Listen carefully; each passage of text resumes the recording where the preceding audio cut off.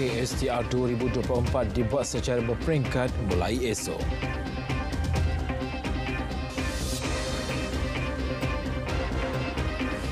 Assalamualaikum dan selamat malam. Berita tengah malam bersama saya Nazri Fahmi Syukri. Bayaran akhir sumbangan tunai Rahmah STR 2024 kepada 87 juta penerima dibuat secara berperingkat mulai esok. Ia melibatkan peruntukan 3.4 bilion ringgit. Hampir 10 bilion ringgit telah disalurkan kerajaan kepada penerima STR dan SARA sepanjang tahun ini berbanding 8 bilion ringgit tahun lepas. Kementerian Kewangan berkata pada masa sama kerajaan akan menyalurkan bantuan tunai tambahan sekali bayar SARA kepada 8 juta penerima STR. Iaitu bukan daripada kumpulan miskin dan miskin tegar mengikut kaedah pembayaran STR mulai 9 Disember depan. Manakala baki 700,000 penerima STR daripada kumpulan miskin dan miskin tegar akan terus menerima manfaat bantuan SARA. Dengan penambahan itu, isi rumah berkelaikan akan menerima sehingga RM1,000 untuk pembayaran akhir STR bagi tahun ini. Pendaftaran STR 2025 juga dibuka sepanjang tahun bagi memberi peluang kepada lebih ramai rakyat mendapat manfaat. Perdana Menteri Datuk Seri Anwar Ibrahim tiba di Beijing, perhentian terakhir beliau selepas Shanghai untuk meneruskan rangka lawatan kerja ke China dari 4 hingga 7 November ini. Esok Datuk Seri Anwar Ibrahim dijadual mengadakan kunjungan hormat ke atas Presiden China Xi Jinping di Great Hall of the People. Pesawat khas yang membawa beliau mendarat di lapangan terbang antarabangsa Beijing pada 6.10 petang waktu tempatan. Ketibaan Perdana Menteri disambut timbalan Ketua Perwakilan Malaysia di Beijing, Nofarina Muhammad Azmi dan Atasir Pertahanan Laksamana Pertama Mahathir Mokhtar. Turut hadir Pembantu Menteri Luar China Liu Bin dan Duta Besar China ke Malaysia Ouyang Yujing. Penguasaan bahasa Melayu menjadi salah satu prasyarat untuk mempertimbangkan permohonan kewarganegaraan. Menteri Dalam Negeri Datuk Seri Saifuddin Nasution Ismail berkata, prasyarat itu disifatkan musabah bagi memastikan setiap warga negara mampu menguasai bahasa Melayu dengan baik. Jadi itu sebagai satu usaha kami untuk menunjukkan bagaimana perkara di bawah bidang kuasa kementerian iaitu dari hal kewarganegaraan ini boleh saja kita masukkan syarat bahasa itu sebagai bukti bagaimana kita mengangkat kedudukan martabat bahasa. Bagaimana gelar warga negara itu harus dituruti dengan keupayaan menguasai bahasa. Kerana identiti warga negara itu juga terkait dekat dengan identiti penguasaan bahasa. Seramai 220 anggota menjadi kumpulan pertama Malbat 850-12 bertolak ke Lubnan hari ini. Kumpulan itu terdiri daripada 43 pegawai, seorang pegawai awam dan 174 anggota lain-lain pangkat LLP serta 2 pegawai dari Angkatan Bersenjata Diraja Brunei. Menurut Menteri Pertahanan Datuk Seri Muhammad Khalid Nordin, Malbat 850-12 diaturgerakkan ke Lubnan secara berperingkat melibatkan 4 peringkat penghantaran.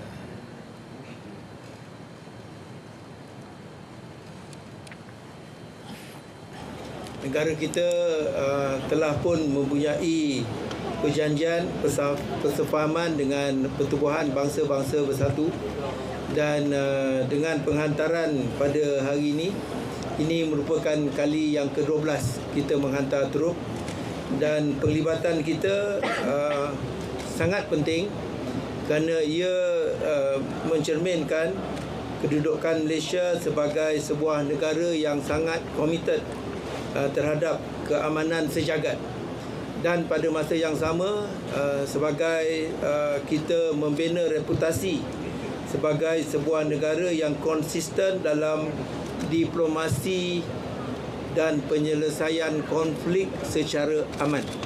Jadi itu sangat penting, atas sebab itulah kita teruskan. Beliau berkata demikian selepas menyempurnakan majlis penghantaran kumpulan pertama Malbat 850-12 di Pangkalan Udara Subang.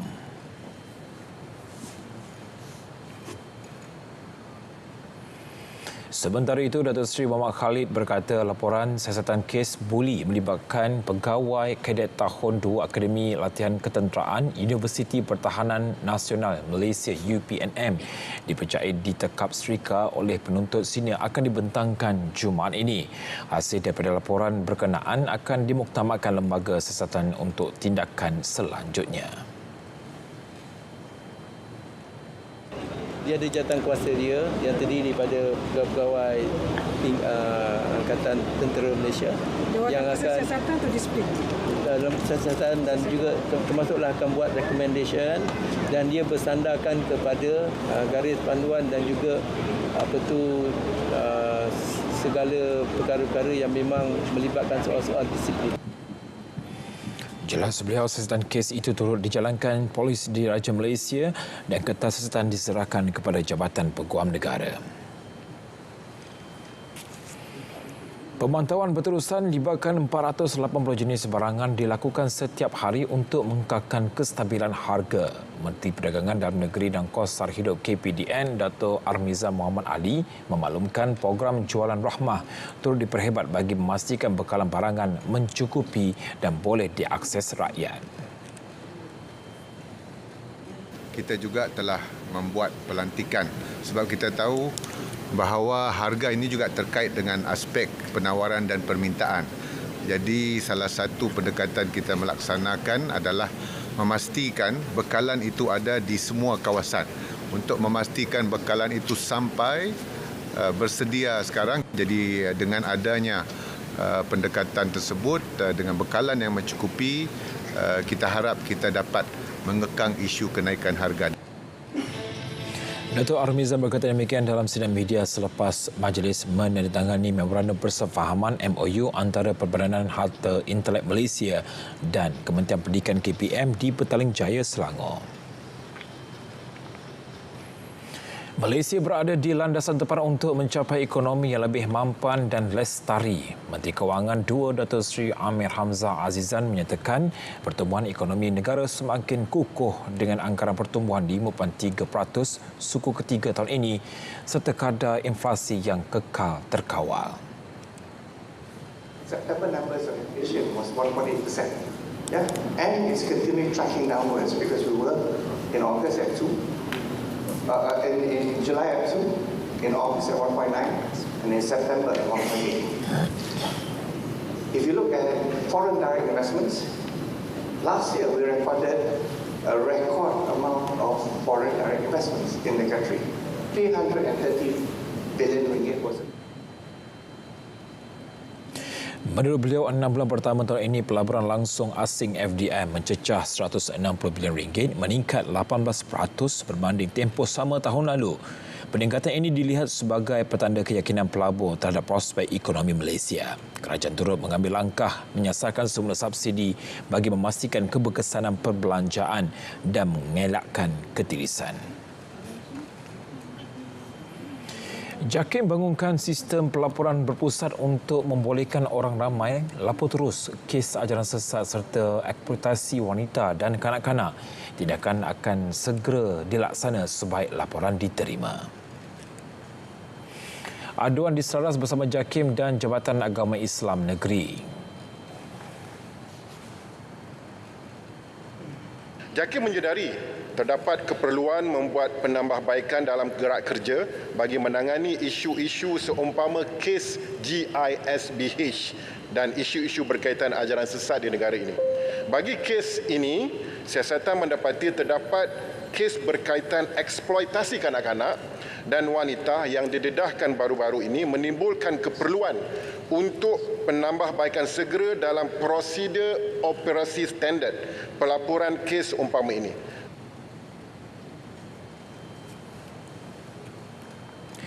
Mimpi bertemu Rasulullah sallallahu alaihi wasallam adalah anugerah Allah.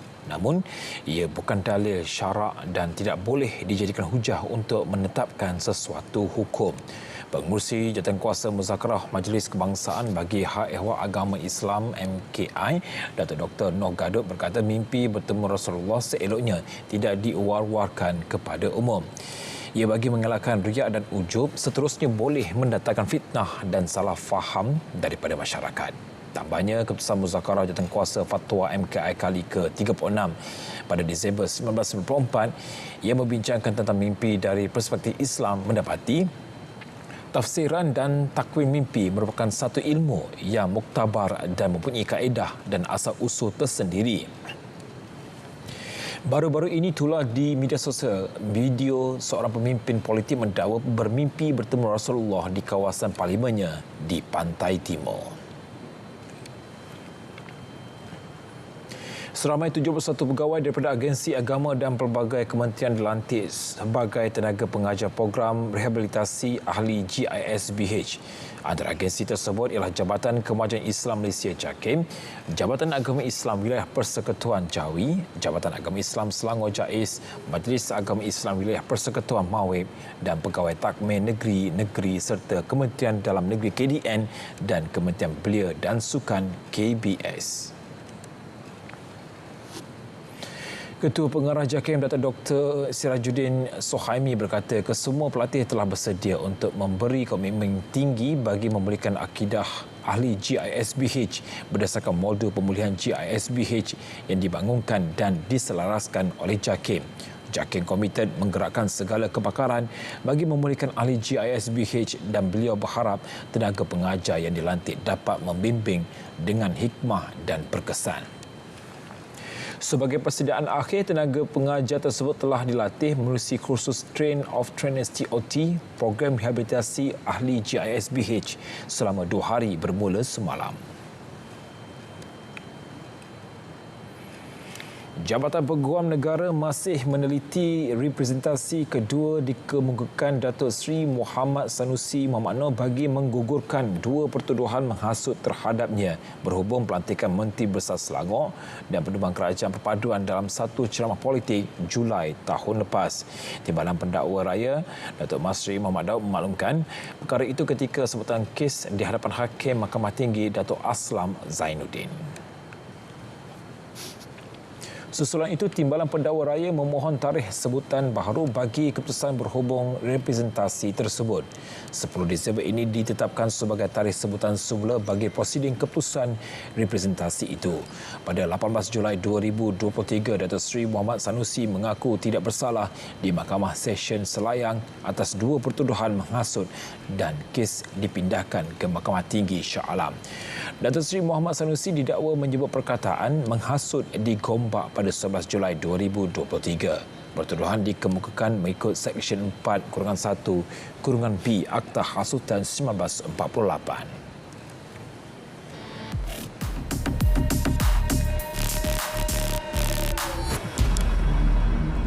Kecoh, kononnya Perdana Menteri keluar negara selama sebulan secara senyap-senyap. Dakwa seorang pengguna TikTok, perkara itu tak pernah dibuat mana-mana Perdana Menteri sebelum ini. Semakan pasukan Biar Betul mendapati tuduhan terbabit tak berasas. Tanpa perlu buat kajian mendalam, orang ramai dengan mudah dapat maklumat pergerakan Perdana Menteri yang kononnya misteri itu. Bagi yang tak ikut perkembangan semasa, Perdana Menteri kini dalam rangka lawatan kerja ke China. Selepas ini, beliau dijadual adakan lawatan ke Asia Barat, termasuk hadir sidang kemuncah khas Pertubuhan Kerjasama Islam OIC. Perdana Menteri kemudian dijangka hadir sidang kemuncah APEC di Peru sebelum ke Brazil untuk persidangan G20. Si tukang tular tak perlu risau, semua lawatan dibuat atas tujuan rasmi. Elak cetus salah faham, tak perlu reka persepsi yang bukan-bukan. Terima bahan fitnah atau disyaki tidak betul, segera lapor ke MCMC. Biar betul, tak pasti jangan kongsi.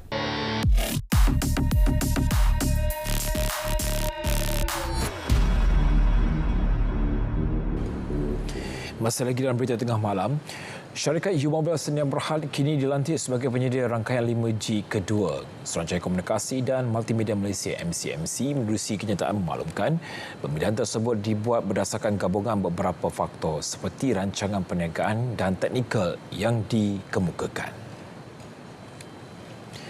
Antara faktor lain juga termasuk rekod kadar aduan dan kepuasan pelanggan serta prestasi mereka dalam melaksanakan inisiatif infrastruktur lain. Ini termasuk sumbangan memberansangkan kepada projek penyediaan perkhidmatan sejagat USP seperti Jendela Fasa 1 dan projek penaik tarafan 4G. Ia selaras dengan komitmen MCMC untuk meningkatkan pengalaman pengguna dan kecemerlangan perkhidmatan.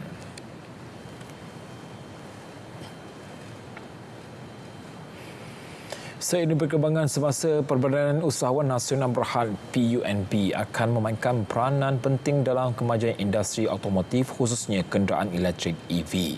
Pengurusi PUNB Tan Sri Akrisani Abdullah Sani berkata sokongan dan bantuan akan diberikan kepada usahawan yang berhasrat untuk bergiat aktif dalam industri tersebut. Kita pun sedar industri otomotif ini merupakan industri yang sangat berdaya maju, sangat vibrant, dan kita lihat penyertaan Bumi Putra semakin tahun semakin meningkat dalam sektor otomotif ini.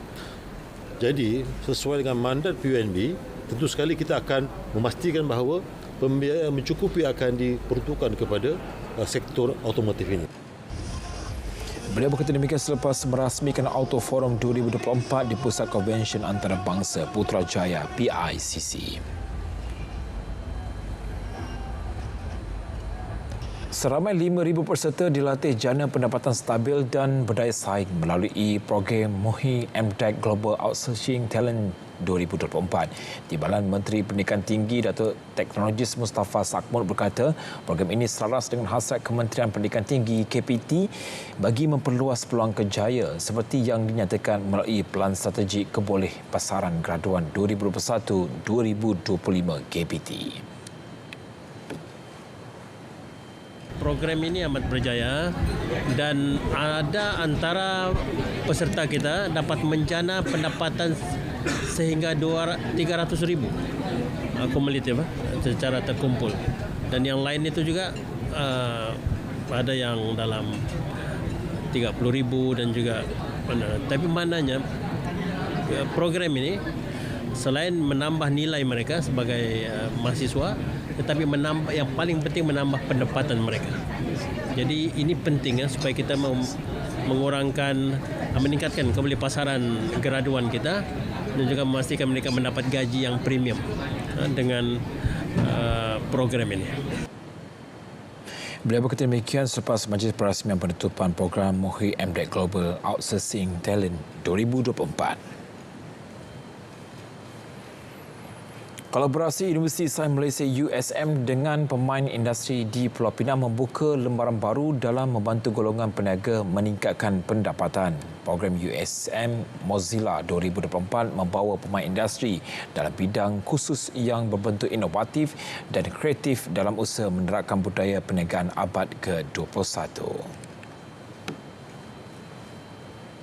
Kalau dari segi pertanian, kita ada juga yang syarikat-syarikat yang berkaitan dengan F&B dan juga agrotech lah. Agroteknologi, macam syarikat-syarikat yang membuat ataupun mengadaptasikan smart farming, dia orang bolehlah juga tampil ke depan untuk berbincang dengan NCIA, dan kita boleh tengoklah mana grant yang bersesuaian untuk dipohon. Agrotek ini adalah satu institut kemahiran tinggi yang fokus kepada golongan sasar, kepada untuk menyambung pelajaran di dalam kemahiran lah. Okey, dia fokus kepada B40, M40. So ekosistem yang sangat cantik dekat Agrotek, mempunyai sijil kemahiran daripada sijil, and then boleh fusio kepada diploma.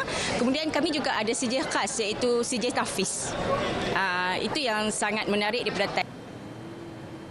Program 2 hari yang diadakan di USM dirasmikan oleh Timbalan Ketua Menteri 2 Pulau Pinang, Jagdeep Singh Teo. 30 tahun memperkasa seni budaya, Akademi Seni Budaya dan Warisan Kebangsaan Aswara meraihkan Jubli Mutiara dengan penampilan lebih 100 alumni dalam teater musikal Sakti Merong Mahawaksa. Teater musikal himpunan naratif sejarah, kesenian dan budaya ini sebagai simbol sumbangan Aswara dalam mengangkat nilai seni dan warisan negara. sebenarnya ia adalah hasrat yang berusaha Rektor Aswara Dr. Tan Awang Besar untuk mengangkat karya-karya agung, sebab sesuailah dengan usia Aswara yang 30 tahun ni nak bawa sebuah cerita epik. Pembuatan teater ini akan diadakan pada 22 hingga 24 November di KLPAC.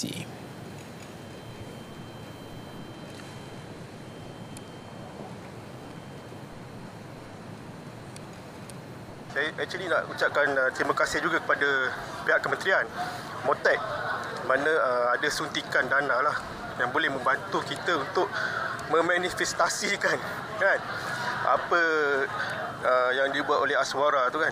So biar orang di luar sana tahu inilah pencapaian Aswara. Kita dah 30 tahun. So actually saya juga nak maklumkan yang kita juga akan go for international. Pulau Pidung bakal digezetkan sebagai Taman Negeri Terengganu menjelang hujung tahun ini. Proses pewataan pulau berkenaan dijangka selesai dalam tempoh beberapa bulan lagi. Pengarah Majlis Pengurusan Taman Negeri Terengganu Tengku Muhammad Arifin Tengku Rahman berkata, pewataan itu adalah taman negeri keempat di negeri ini. Kawasan tersebut merangkumi satu batu nautika daripada Tikas Air Surut yang diurus tadbir Majlis Pengurusan Taman Negeri. 3 lokasi sebelum ini yang diisytiharkan Taman Negeri adalah Tanah Bencah Setiu, Tasik Kenyir dan Pulau Tenggol. Pewataan itu akan meningkatkan lagi usaha memelihara dan memelihara ekosistem dan biodiversiti. Perairan Pulau Pidung yang kaya dengan terumbu karang memiliki 36 kawasan selaman skuba dan hanya terhad kepada lawatan harian sahaja. Lebih 10 taman asuhan kanak-kanak taska dan pusat jagaan yang tidak berdaftar dalam Pemerhatian Jabatan Kebajikan Masyarakat JKM Negeri Melaka. Pengarah JKM Melaka, Haljah Muhammad berkata, pihaknya memandang serius hal ini demi keselamatan kanak-kanak di pusat berkenaan. Kerjasama dengan Agensi Suruhanjaya Syarikat Malaysia SSM turut dilaksana memandangkan permisi itu melibatkan jenis perniagaan.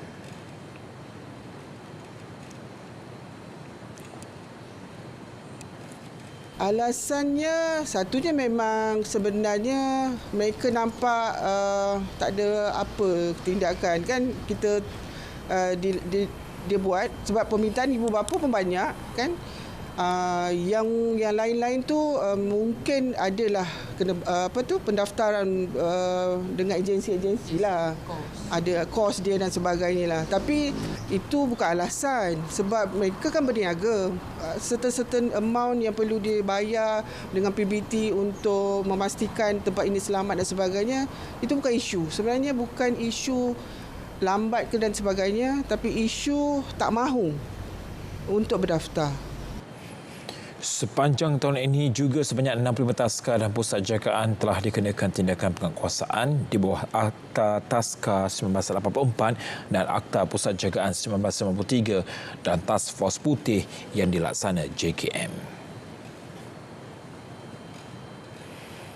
Hampir 24,000 atau 20% daripada 115,000 warga emas di negeri Terengganu menghidap diabetes. Jabatan Kesihatan Negeri Terengganu JKNT melihat situasi tersebut perlu ditangani secara holistik selaras dengan tema Hari Kesihatan Warga Emas tahun ini, Sihat Madani di Usia Emas.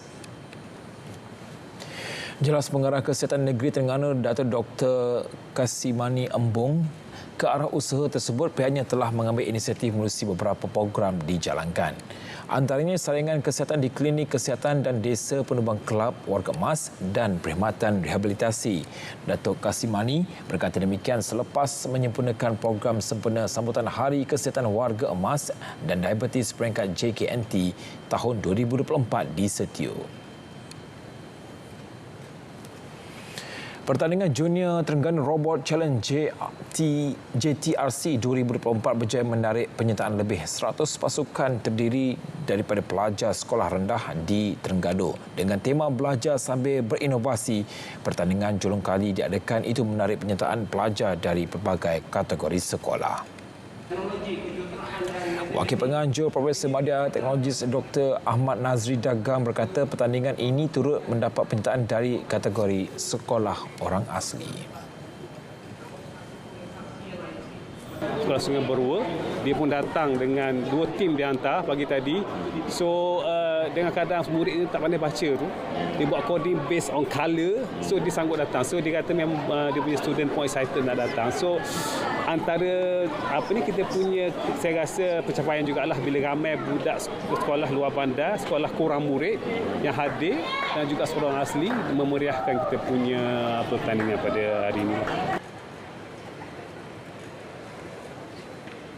Beliau berkata demikian selepas majlis penutup JTRC 2024 di UMT.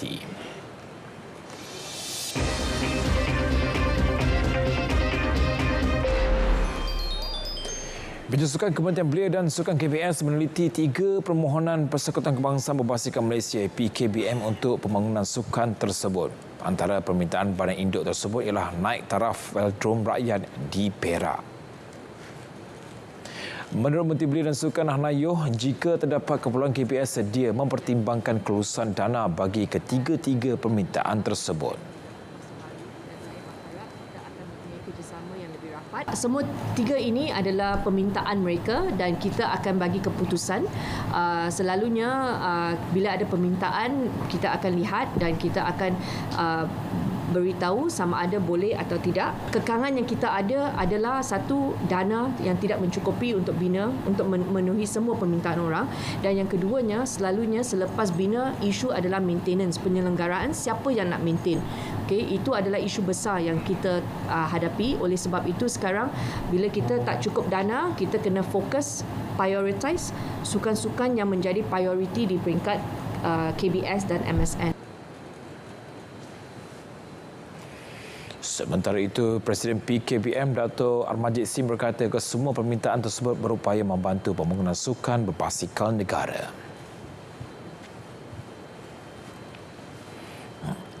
Bahawa hasrat PKBM untuk menganjurkan 2026 Track World Cup di Malaysia dan juga 2028 Track World Championship, Track World Cycling Championship.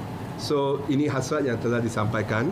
Saya telah mengatakan bahawa adalah penting untuk acara-acara ini diadakan di Malaysia untuk memberi peluang kepada atlet-atlet kita, lebih atlet-atlet kita untuk mengambil bahagian in the home ground. Menjelang pertembungan Liga Super Ahad ini, Perak FC bakal menyediakan bas percuma kepada penyokong yang ingin menonton aksi pasukan di Johor. Pihak pengurusan memaklumkan penyokong yang berminat boleh menghubungi Sekretariat Perak FC. Pemegang tiket perlawanan sebelum ini boleh menebus tiket di kaunter yang disediakan dan pemegang pas semusim juga dibenarkan masuk ke Stadium Sultan Ibrahim bagi menyaksikan perlawanan tersebut. Terdahulu, Liga Bola Sepak Malaysia MFL memaklumkan venue perlawanan tertunda antara Perak dan JDT ditukar dari Stadium Majlis Perbandaran Manjung ke Stadium Sultan Ibrahim. Venue alternatif dinamakan berikutan risiko keselamatan bagi perlawanan berprofil tinggi itu. Perak FC turut memohon maaf atas sebarang kesulitan dan menggalakkan penyokong untuk hadir memberi sokongan.